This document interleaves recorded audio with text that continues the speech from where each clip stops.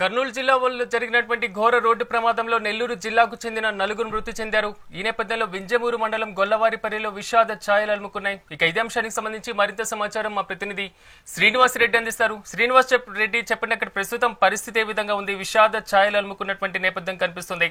అంత్యక్రియలకు సంబంధించినటువంటి అప్డేట్స్ ఏంటి? వింజమూరు మండలంలో అయితే పరిస్థితులు దారుణంగా కనిపిస్తున్నాయి. ఒకే కుటుంబానికి చెందిన నలుగురు చనిపోవడం అంటే అది చాలా దారుణమైన సంఘటనగా చెప్పుకోవచ్చు. దీనికి సంబంధించి ఇప్పటికే ఇక్కడ పలువురు ప్రముఖులు కూడా ఇటు ఎంపీ వేమిరెడ్డి ప్రభాకర్ రెడ్డి, స్థానిక ఎమ్మెల్యే కాకల సురేష్ కూడా వచ్చి పరామర్శించారు. సురేష్ ఎమ్మెల్యే అయితే ఇక్కడే ఉంటున్నాడు. ఈ యొక్క ఘటన తన తీవ్రంగా కలిసివేసిందని చెప్పి ఎంపీ వేమిరెడ్డి అయితే కన్నీరు పెట్టుకున్నారు. ఒకే కుటుంబం చెందిన ఇద్దరు భార్య భర్త, ఇద్దరు చిన్నారులు కూడా ఆ యొక్క అగ్ని ప్రమాదం చనిపోవడం చాలా బాధగా ఉందన్నారు. తాను చనిపోయిన వాళ్ళని తీసుకురాలేను, కానీ కుటుంబానికైతే అన్ని విధాలుగా సహాయ సహకారాలు అందిస్తానని చెప్పి స్పాట్ లోనే 5 లక్షల రూపాయలు వాళ్ళకి అందజేయడం జరిగింది. ఇక మీకు ఫ్యూచర్ లో ఎప్పుడు ఏది అవసరమైనా కానీ ఆలోచించకుండా వేమిరెడ్డి ప్రభాకర్ రెడ్డి అనే వ్యక్తి ఉన్నాడు అని చెప్పి మీరు గుర్తుపెట్టుకోండి అని చెప్పి ఒక భరోసా కల్పించారు. అదేవిధంగా స్థానిక ఎమ్మెల్యే కాకల సురేష్ కూడా తన ట్రస్ట్ ద్వారా 3 లక్షల రూపాయలను స్పాట్ లోనే బాధితులకు అందజేయడం జరిగింది. అదేవిధంగా ఇన్సూరెన్స్ కంపెనీకి రావాల్సిన డబ్బులు ఒక 5 లక్షల రూపాయలు కూడా ఈ యువనేత లోకేష్ యొక్క ప్రోద్బలంతో అధికారులు చకచక పరుగులు పెట్టి 5 లక్షల రూపాయలు కూడా అందించడం జరిగింది. అయితే ఏది ఏమైనా కానీ డబ్బులు ఎవరు ఎంత ఇచ్చినా గానీ చనిపోయిన వాళ్ళని తీసుకురావాలనే విషయం అందరికీ తెలిసిందే. దారుణమైన సంఘటన. ఇటు రమేష్ మ్యారేజ్ అటు ముత్తుని తల్లిదండ్రులు అయితే వాళ్ళనైతే అసలు ఇంకా మనం చూడలేని పరిస్థితి దారుణంగా ఉంది. తలకొరు పెడతాడు అనుకున్న బిడ్డ చనిపోవడంతో తమకి ఇంకా దిక్కెవరని చెప్పి తీవ్ర ఆవేదన వ్యక్తం చేస్తున్నారు. ఉండేది ఏకైక కొడుకు ఒక్కడేను, ఆ కొడుకు కూడా చనిపోవడంతో ఇక తమకు దిక్కెవరని బాధపడుతున్నారు. అంటే మృతిన తండ్రి మాలకొండయ్యకు మొత్తం 3 ఆడపిల్లలు, ఒక మగ పిల్లవాడు ఉండేవాడు. పెద్ద కూతురు ఇటీవల చనిపోయింది రోడ్డు ప్రమాదంలో. ఆ పెద్ద కూతురు యొక్క కూతురునే అంటే మనవరాలని కొడుకు ఇచ్చి పెళ్లి చేశారు. అంతా కలిసి ఉమ్మడి కుటుంబంగా ఉండేవాళ్ళు. ఇటు చూస్తే కొడుకు చనిపోయాడు, ఆ కొడుకు భార్య మనవరాలు చనిపోయింది, ఆ మనవరాలు కూడా 2 పిల్లలు చనిపోయారు. ఇక తమకు దిక్కెవరని చెప్పి మాలకొండ అయితే చాలా ఆవేదన వ్యక్తం చేస్తూ దారుణంగా కనిపిస్తున్నాడు. ఇక్కడ అంటే అతన్ని పరామర్శించడం, ఓదార్చడం ఎవరి తరం కాలేదని చెప్పుకోవచ్చు. ఇలాంటి పరిస్థితి ఇక్కడ నెలకొందని చెప్పుకోవచ్చు. అయితే ఈ ప్రమాదంలో డ్రైవర్ నిర్లక్ష్యం అయితే ఖచ్చితంగా ఉందని చెప్పి అక్కడ ప్రాణాలతో బయటపడ్డ 10-12 మందిలో ఒకరు ఈ యొక్క మృతుడు రమేష్ యొక్క స్నేహితుడు, అతని పేరు కూడా రమేష్. అతను ఫోన్ లో వీళ్ళతో మాట్లాడటం జరిగింది. ఈ యొక్క ప్రమాదానికి ముఖ్య కారణం డ్రైవర్ నిర్లక్ష్యమే అని చెప్పి వాళ్ళు ఖచ్చితంగా చెప్తున్నారు. ఒక బైక్ ని ఢీ కొట్టిన తర్వాత దాదాపు 300 నుంచి 400 అడుగుల దూరం ఈడ్చుకెళ్ళిందంటే ఇది డ్రైవర్ నిర్లక్ష్యంగా చెప్పుకోవచ్చు. కనీసం బ్రేక్ కూడా అప్లై చేయలేదని చెప్పి చెప్తున్నారు. అంటే ఆ డ్రైవరు ఖచ్చితంగా నిద్రమత్తులోనూ లేదా మధ్య మత్తులోనూ ఉంటాడని చెప్పి వాళ్ళు ఆవేదన వ్యక్తం చేస్తా ఉన్నారు.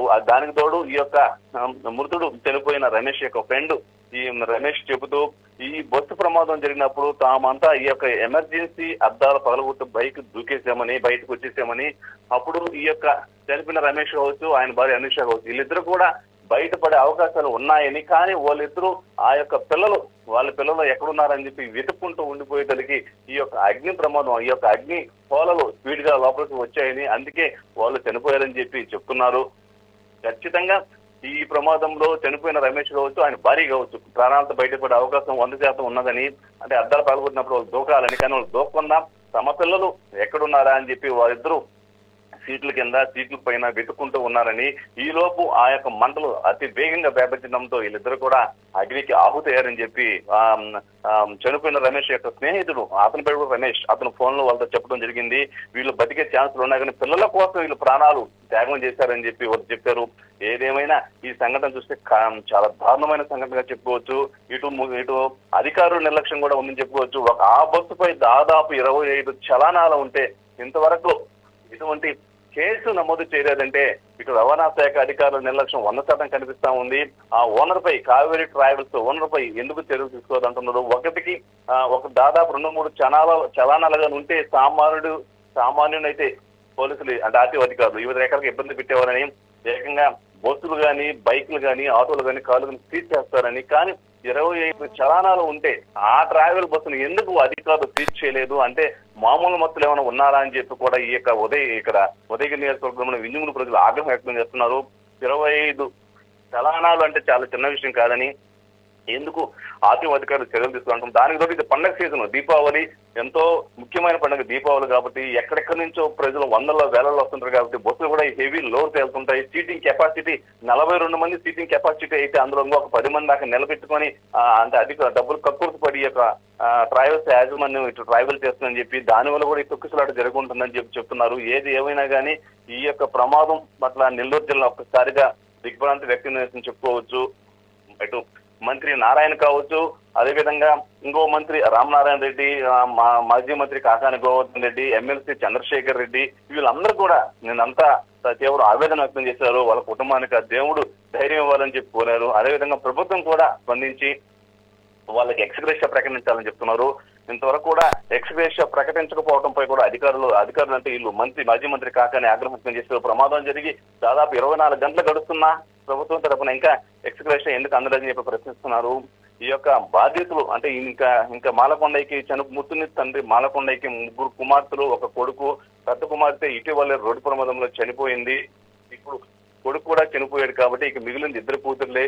ఆ 2 కూతుర్లకి దిక్కెవరు, మా ఇద్దరికి వృద్ధులకి దిక్కెవరు అని చెప్పి మానకొండ అయితే తీవ్రంగా ఆవేదన వ్యక్తం చేస్తూ ఏడుస్తూ ఆ ఏరియాలో ఒక కన్నీరు పెట్టించే దృశ్యాలు అయితే కనిపిస్తున్నాయని చెప్పుకోవచ్చు. ఇక మృతదేహాలు అయితే అసలు ఎవరు మృతదేహం ఏమిటి అని గుర్తుపట్టలేని విధంగా మాంసపు ముద్దలాగా తయారయ్యాయి. ఆ విజువల్స్ కూడా మనం చూస్తున్నాము. దారుణంగా ఉంది. DNA పరీక్ష కూడా అందరంత దారుణంగా ముద్దలు కనిపిస్తున్నాయని చెప్తున్నారు. ఇక్కడ స్థానిక పోలీసులు కూడా మాట్లాడారు. మరో 48 గంటల్లో ఈ యొక్క మృతదేహాలకు DNA పరీక్ష పూర్తి ఇక్కడ చేరే అవకాశాలు అయితే కనిపిస్తున్నాయి.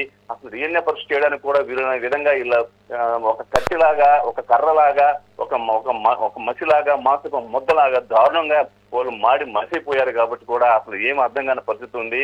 ఇక్కడ 48 గంటలు అంటే బహుశా ఈ రోజు రాత్రి అర్ధరాత్రి కానీ లేదా రేపు మార్నింగ్ కానీ మృతదేహాలు వింజుముడికొచ్చే అవకాశాలు కనిపిస్తున్నాయి. ఇటు కాకర్ల సురేష్ ఎమ్మెల్యే మాట్లాడుతూ ఇది చాలా దారుణమైన సంఘటన అని, చనిపోయిన ఆ వ్యక్తి రమేష్ ఫ్యామిలీ కూడా తెలుగుదేశం పార్టీకి సానుభూతి పరులని, వాళ్ళ అంత్యక్రియలకు అయ్యే ఖర్చు మొత్తం కూడా తానే భరిస్తానని చెప్పి కూడా కాకర్ల సురేష్ అన్నారు.